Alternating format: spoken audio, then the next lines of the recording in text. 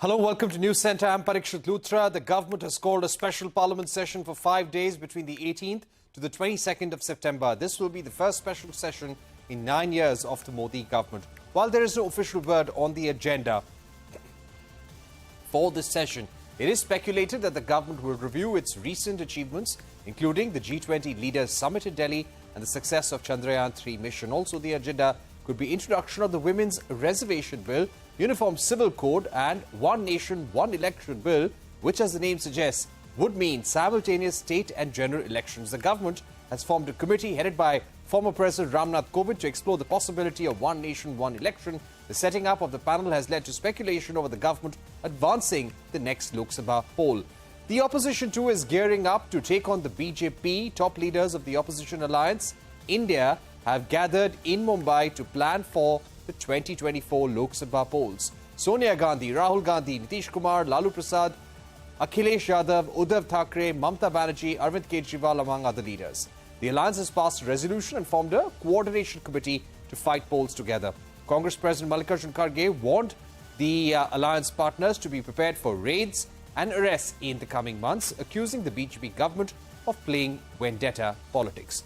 Joining us now are Niti Jain, BJP spokesperson, Sujata Paul of the Congress Party, Akshay Rout, former Director General of the Election Commission, with us as well. Also, Sanjeev Srivastava, Senior Journalist. Niti Jain, let me begin by asking you, what is the agenda for the upcoming special session, the first special session of the Modi government in 9 years? Any brief that has been given to BJP leaders on what to expect? So Parikshit, as much as I'd like to speculate with you, I don't think I'm at the liberty to do that. It is the party workings and the government workings are pretty different. So the protocol that the government works with is not told to the party or the party members in advance. So whatever happens is going to be in the public light whenever it is decided. So for now, I think all we know, as every other citizen of this country knows, there is a special session that has been called. Everything else right now is a speculation, either in the media or by the opposition. Right. Let me go across to Sanjeev Srivastava right now. Sanjeev Srivastava, what is your sense?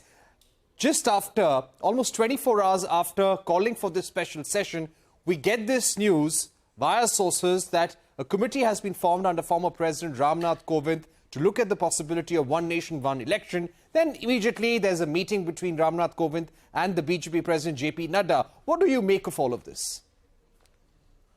Parikshit, good evening and thank you very much for having me on the show. But it's very difficult to really take a second guess or outguess or guess what Mr. Modi and his government can do. They are very good at maintaining secrecy and even better at pulling up a surprise.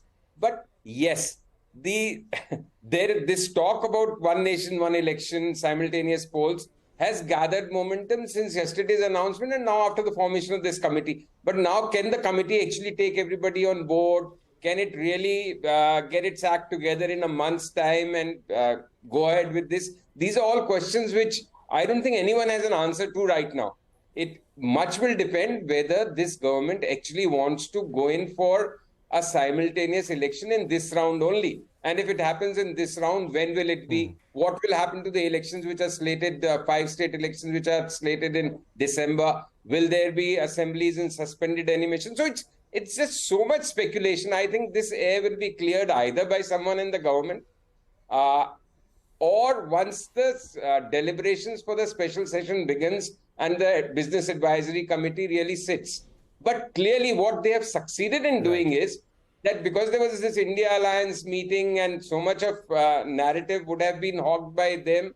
So clearly the entire, at least the headlines, the narrative has all shifted to what is this special session all about? So that has become the top news story and rightfully so. Because the first special session in 9 years. So there's a lot of curiosity. But to be honest, again, I don't know the answer why this session is for. All right, we will come back to Niti Jain once again, but let's just go across to our other panelists for the moment. Mr. Rout, if I were to ask you, one nation, one election, holding this immediately after the G20 in October, November or December, how difficult or challenging would this be, considering that there are at least 14 elections from now till 2025, including general elections and state elections. So how realistic is the possibility of having a one nation, one election at this point? Well, I think it's difficult, but not impossible. I think we are talking about quite a few spaces together. I think the large amount of this debate should rest in the political space, very likely, and of course, constitutional parliament space, and some amount, definitely, as you are suggesting, in the management space of Election Commission of India. Elections in India have always been a challenge for managers, even in the best of the times. And right from 51, 52, we have seen so many elections till 2019 national election. Every election gives a different type of challenge. And we have been law and order problems, weather-related problems, and problems of constitutional failures. We have all types of problems. And the terrains are always difficult, logistics challenges are heavy. And there has to be a management of distrust in a way, if when the political combatants are very hard and harsh, and no one wants to yield an inch.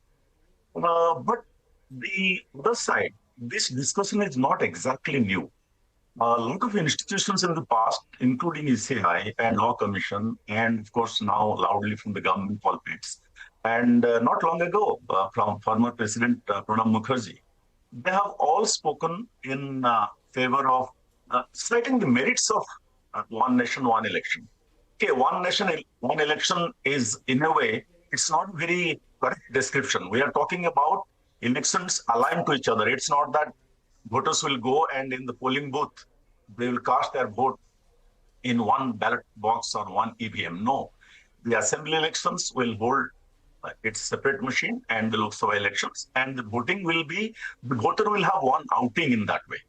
And my best guess is that because of the challenges that are being spoken about and a lot of amendments are to take place, statutory steps, constitutional space, and most importantly, consensus among political parties. My best guess is that when it becomes possible, perhaps it will be in phases. There will be a sort of a group of states and center maybe have election together, then another group, because some assemblies will require the elections required to be deferred, which is not easy constitutionally, because assemblies are extended only when the president's rule comes in only when there is a constitutional failure. It may not be exactly the case, so there will be amendments. So this is not going to be easy road. But so far as logistics is concerned, like setting up of polling stations, they are already there. Electoral roll, which is a list of about 950 million voters, they already are there. The electronic voting machine, okay, there has to be more mobilization, but I think the managers will rise up to that. And in terms of deployment of security forces, spreading out election staff, Election Commission has been described by many as the gold standards in election management in the world. So I'm sure if it comes on them, we will somehow manage to do it. If we get more time, preparatory time, the easier it is. Otherwise, if they get a short time, it is more challenging for them. If you allow me, Parikshit, right? If you go, even earlier to Niti Aayog's 2017, when they mentioned that elections are one thing which every citizen in the country everywhere. And before that, the Parliamentary Standing Committee talked about policy paralysis and governance failure because of the MCC coming into force again and again and again. Mind you, Parikshit, and everyone knows that the MCC is more effective in terms of officials, not among political parties. In political parties, there is a criticism that MCC is not being complied fully. But the bureaucrats and the civil servants are very scared that they don't want to go on the wrong side. So there is definitely some amount of government communication. So all these will be handled. And the managers of election, namely led by the Election Commission of India, the state chief electoral officers, district election officers, I'm sure they will rise to the table. But I think that part is still quite a distance. Okay. First is political constitution. I'm going to come back to you in some time. All right, Mr. Rout, I'm going to come back to you in some time. You made an important point that it is difficult but not impossible to have a one nation, one election, but it will possibly happen in phases. Let me also go across to Sujata Paul of the Congress Party. Sujata Paul, I would like to ask you, what is the Alliance's view, the India Alliance's view on one nation, one election? if such a bill is brought to Parliament, will the opposition be ready to have simultaneous elections in India? The truth of the matter is, as Mr. Srivastava just mentioned, that this is only because of the India meet that is happening in Maharashtra at the moment. The attention needs to be diverted from there by Mr. Modi and his government because he is rattled. He knows that he is going to fail, and the kind of attention that the alliance has got has troubled them a lot. And in addition to that, if you recall what happened yesterday, when the OCCRP report came out about Mr. Adani and Mr. Rahul Gandhi came all guns blazing against Mr. Modi and his relationship with Mr. Adani, the help that he has lent him. Obviously, there was something that was bound to happen. But look at the way in which the Indian constitution, which the Bharatiya Janata Party and the RSS combined does not believe in, is going to be messed up with. And why do I say that it is going to be messed up? Because here there are at least 5 articles that will need to be amended. One, so are you going to do it without consensus? You can't do it without consensus of all political parties. Now, if you're going to float media trial balloons, it's not going to work. If you're going to force it on various political parties, it's not going to work. And especially in a scenario where there is a trust deficit between the government and the rest of the country. Because the government has made sure that even the people who raise their voices are on the other side, and there is a big gap between them. So when we are talking about agencies, let me please complete. When we are talking about agencies which are being weakened, and that includes not just the investigative agencies, but even the media and also the parliament. At such a time, if you're going to come up with such a plan, then obviously this is going to be a huge hurdle. Now, there are about 19 lakh or 20 lakh EVM machines. How many would we need if we have a 3-tier election happening together? 3 times. That means 60 lakhs. Will the manufacturers of these machines, which are only 2 companies, be able to do it in this shorter time? One. Second, deployment of central forces all across the country at one particular time. Do you think that's sensible? Does that make sense? It will always, this kind of a decision will always favor the ruling party at the center, and with the trust deficit, this is going to be even more difficult. Now, in a country which is so diverse, when you talk about elections which have happened simultaneously, it was after independence. But what happened was that once we had elections till 67, but after that, when certain assemblies were dissolved, isn't that going to be repeated again at some point of time? Because these things are bound to happen in a democracy like ours. Our diversity cannot be attacked, and that is what our arguments are. Yeah.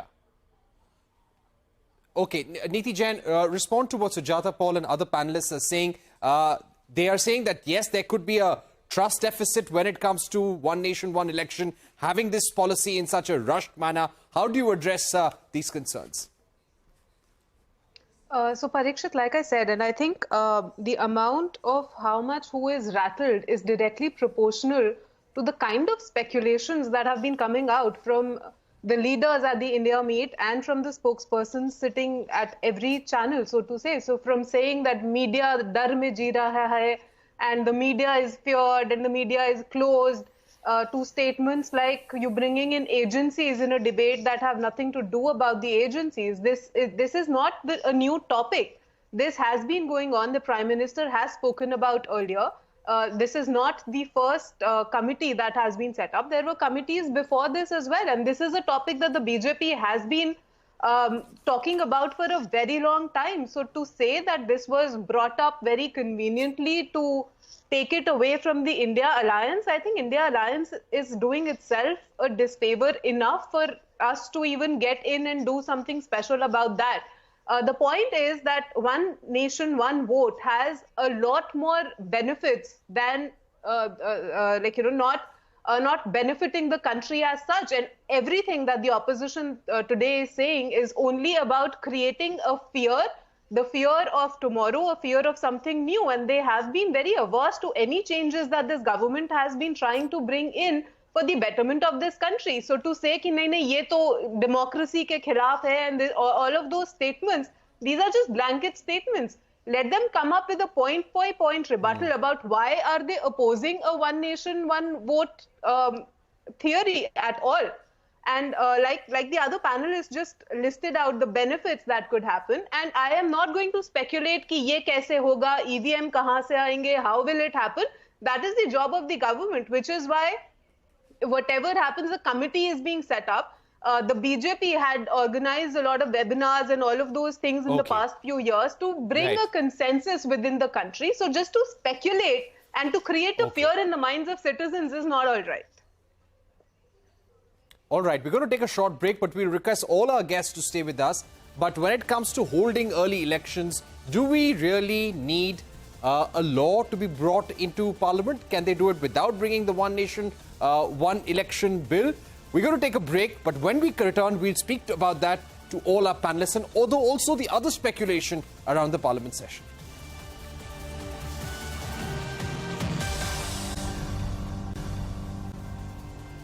Welcome back. You are watching Newscentre. We still have with us Akshay Rout, former Director General of the Election Commission, Niti Jain of the BJP, Sujata Paul of the Congress Party, Sanjeev Srivastava, Senior Journalist. Mr. Akshay Rout, coming to you, do you think even without bringing a bill, the government, via cabinet decision, can announce an early election and maybe just club some states, 3 to 4 states which go to polls in the next few months, that could be clubbed with the general election? Do you think that is a possibility? Well, I don't think it's greatly possible, though I'm not a constitutional expert. I'm an election manager of some sort. But I don't think it is actually possible. There could be, suo moto, I think, on their own volition, if there are some state assemblies are dissolved and the elections become due within 6 months, then that is one way of preponing or postponing elections. In fact, 1 or 2 elections, perhaps the Jammu and Kashmir elections are being spoken about. A call has to be taken on that. Then we have already 5 elections in front of us. They are ready. And then the national elections, the Lok Sabha elections are coming with another 4 state elections. So there is some margin of postponement and preponement possible. It depends on those who are heading the assemblies in our parliament. In this case, the Lok Sabha, of course, is in the hands of the ruling party. So, but without, I don't want to list out the acts and the provisions of the constitution, and also the various acts which have to be amended duly. Also, as some panelist was very rightly pointing out, we have to preempt future breakage or disruption of houses so that it again takes us back to square one. What gives me a lot of hope about managerially, logistically, being possible that, let's not forget that when 1951-52 we had the elections starting off, for about 2 decades we had all the elections happening together. Till the time we had disruptions in 1967, then, of course, a lot during emergency, post-emergency time, when disruptions happened and then everything went to and the Lok Sabha had its amputated tenure in a few cases. So that is why it has happened like this. One thing I just want to point out one thing. Unless all of every stakeholder is liberated from political bias and it is an unbiased and liberal consideration of the issue, whether for or against, that's not the point that I am trying to make. For or against, but there has to be a liberal approach. Like, I am hopeful that there is a consensus on what an election is, what democracy is. If we do not have consensus on this, then going consensually in favor of one election, one nation, one election is going to be difficult. I'll just, before I close on this, I'll point out 2 things. Right. Campaigns like this, elections are called festivals of democracy. But I guess for quite some time it has ceased to be a festival. Because if they come too often, are they called festivals? A. B. If we have a lot of sin flowing out of election campaigns like fake news, like we have people talking hate news, hate stories about each other, allegations of all types which hurt each other. So I don't think it's a great democracy festival or democratic drama that we are playing out. So if these are switched to some extent, because these are affecting society beyond elections, even after elections, there is a hangover, there is a lingering bad blood. And then money. Do you know just one figure that the government spent 3,870 crores in 2014? Private estimate that political parties, candidates spent about 30,000 crores. Could we afford to spend this money? So it's a time to think on these things, definitely, for sure. Okay, there's a time to think about the One Nation, One Election. But Sanjeev Srivastava, coming to you, we've discussed One Nation, One Election in some detail, but I would like to ask you about the unfinished agenda of this government. Recently, the Law Commission once again started looking at the Uniform Civil Code. There was also the Women's Reservation Bill that has been pending in Parliament for years now. Do you get a sense that the Prime Minister, as he concludes his 10 years in government, would like to see progress on these issues? I'm sure he would like to see progress on these issues and many issues. But what really stumps me, and actually I don't have an answer to this, like I was saying earlier, that a 5-day special session in the middle of September, when there'll be a major festival, also Ganesh Chaturthi. So the only reason for calling a special session of the Parliament, the first in 9 years, has to be, keeping in mind this government's approach or any government's approach, has to be political. It comes a few months before the national elections. It comes a few weeks before crucial state assembly elections. So the agenda has to be political, number one. Number two, since a session has been called, the agenda also has to be somewhat legislative. There has to be some bill. Otherwise, the government can announce an executive decision. So what can be those bills is again a subject of discussion since yesterday. People are talking about UCC and then ruling it out. People are talking about maybe something like a population control bill and then raising issues about it. One nation, one poll. You need a 5-day session. You need I think, a wider consultation process, because this is an idea which is a good idea.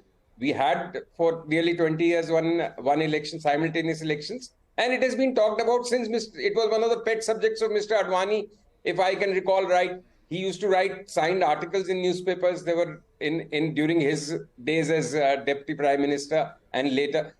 But this idea cannot be forced through or pushed down opposition's throat, not people's throat, because then it can become counterproductive. Then it itself can become an election issue, whether one should have or not. Why is this government doing it? So it really, Mr. Modi is known to pull rabbits out of his hat. I'll be very curious and I'll be waiting, because I cannot guess as to why is this special session being called for, what will be the agenda, what will be happening. All right. Okay, Sujata Paul, coming to you. The India Alliance has its agenda clear over the next few weeks. Is the Adani-Hindenburg controversy and the nexus that you have been speaking about, the opposition has been speaking about between the Adani group and the government, is this what's going to be the priority for the opposition alliance in the weeks to come? Absolutely. And this is something that the ruling party has to face. They've been running away from it, and we saw how Rahul Gandhiji's membership was taken away from him. His house was taken away from him only because he mentioned Mr. Adani. Now, if there are reports coming in, and I like the argument that the BJP gives, that these are reports coming from agencies abroad, and this is maligning the Prime Minister. No. I think they should remember that yesterday they went overboard talking about this Pew survey where people outside India were talking about Mr. Modi, how great he is. Well, they need to come and stay here before they, do this kind of voting in such surveys. The fact is that the Adani issue is going to be center stage, but let's make no bones about it, that if the government thinks that we are going to allow them to pass this bill without us being present there, then they're sorely mistaken. They will not be allowed to pass this bill, because hearing a number of people, one more thing that comes to my mind is that not only will 5 articles need to be amended, what will happen is that the basic structure of the constitution will also be on attack, and you cannot allow this. Now, if and there is a particular study which was done by the IDFC Institute in 2015, and they found that there is a 77% chance that voters are going to choose the same winning party if elections are to take simultaneously. So, you might not be voting through the same machine, but obviously the regional issues are going to take a backstage. We are not going to allow that. This is a federal structure, and the federal structure is the basic tenet of the Constitution. And we've completely run out of time. I'll have to end this here. But Niti Jain, Sujata Paul, Sanjeev Srivastava, Akshay Rout, thank you very much for joining us on this program. We'll continue this conversation in the days to come. But for the moment, it's a wrap on News Centre.